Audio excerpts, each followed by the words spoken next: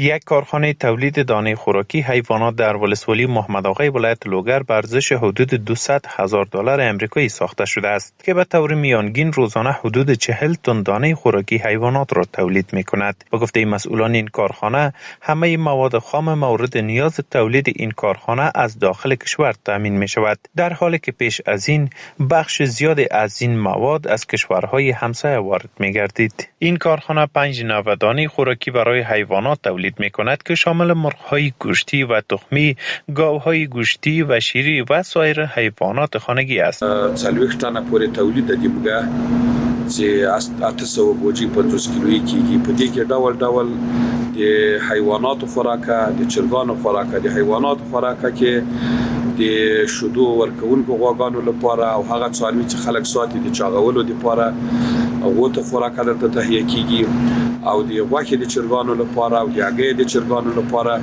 د ټولو لپاره درته خوراکه تهیه کیږي. کارکنان این کارخانه با ابراز خرسندی از فراهم شدن فرصت‌های کاری میگویند که فعالیت چنین کارخانه‌های تولیدی نقش مهم را در کاهش بیکاری و جلوگیری از مهاجرت داشته و زمینه تأمین نیازهای زندگی آنان را فراهم کرده است. قاچاقي لارو باندې زیر نور هغه د جنمات خطر هم ډېر لري.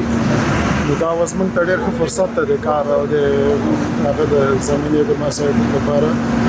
نو موږ دلته تقریبا 15 نفر روزانه کار کوو. ټول ته مناسب کار یو زمینه برابر. لا بس وختونه خدا دا بس دا شرکتونه کومه خلکو سره وکي او هغه سره وکي دا پانګونه سره وکي دلته موږ کار روزګار برابر شي راته موږ خوشاله بس. از سوی هم مسئولان ریاست صنعت و تجارت ولایت لوگر میگویند که از شرکت‌های تولیدی و سرمایه‌گذاران حمایت می‌کنند و تلاش دارند با فراهمسازی سهولت‌ها زمینه رشد و گسترش تولیدات داخلی را فراهم سازند. در پارک‌های صنعتی ولسوالی محمد آقای ولایت لوگر 1500 جریب زمین به منظور ایجاد و توسعه شرکت‌های صنعتی اختصاص داده شده است که از جمله 500 جریب زمین که کارهای زیربنایی آن تکمیل گردیده بود به 85 شرکت واجد شرایط توزیع شده است و 8 شرکت به گونه عملی کارهای ساختمانی خود را آغاز نمودند.